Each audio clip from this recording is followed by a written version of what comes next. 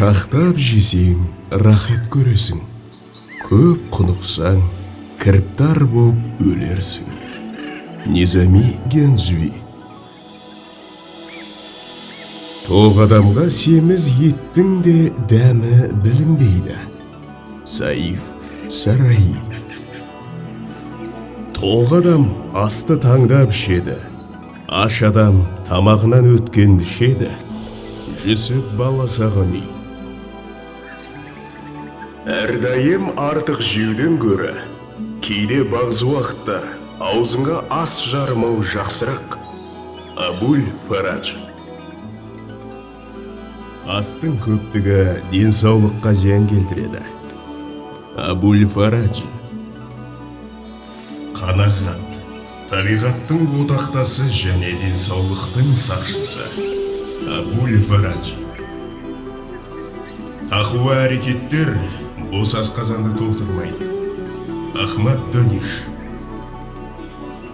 Үйірілген сары алтындай сары қымыз, ауруға ем, сауға қуат, дәрі қымыз.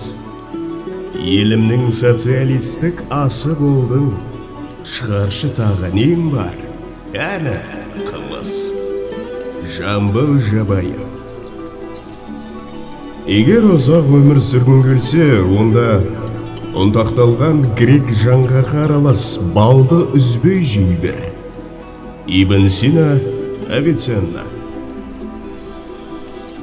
Дүниеде көбірек тұрғың келсе, өзіңді өзің бақта. Кеткің келсе, Былапытта. Ғабиден Мұстафин. Сауық тілесең көп жеме. Әлішер Науаи. Дүниедегі байлықтың түрі көп. Солардың ішіндегі ең негізгісі де осы. Нан байлығы. Ғабиден Мұстафин. Мөлшерден тыс тоқтық та, аштық та, және басқа да. Ауытқушылықтың бәрі де денсаулыққа қолайсыз. Гиппократ. Астың тұздығы аштық. Сократ. Нанның орнына сөзбен тамақтандырма. Аристофан.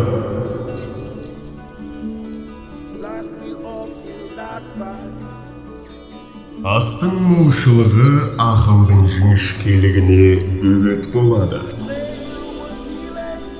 Луций Анесинека. Тәтті жерде ащыда жер бар. Детрани арбитрге.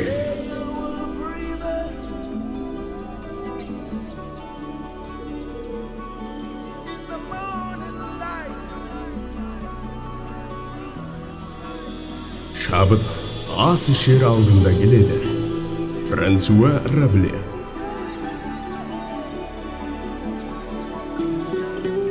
Ғұмырыңды ұзартқың келсе, тамақты тарта іш.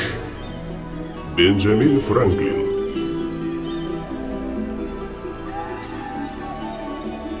Ұлы адамдар әрқашан тамақты тарта ішетін болған. Онорре де Бальзак.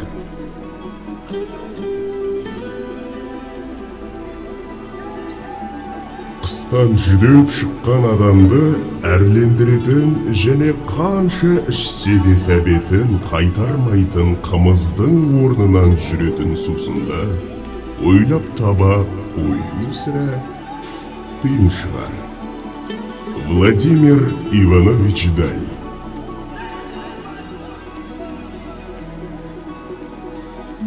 Артық тамақ шашты ағартып қинайды, ал қанаға ұзақ ғұмыр сыйлайды. Уильям Шекспир. Тамақты тарта жесең, санаңды ашар, көп жесең ұйқы басар. Фрэнсис Бэкон. Жақсы пісірілген бір үзім нан адам ақылының аса ұлы туындысы, өнер табысы. Климент Аркадьевич Тимирязев.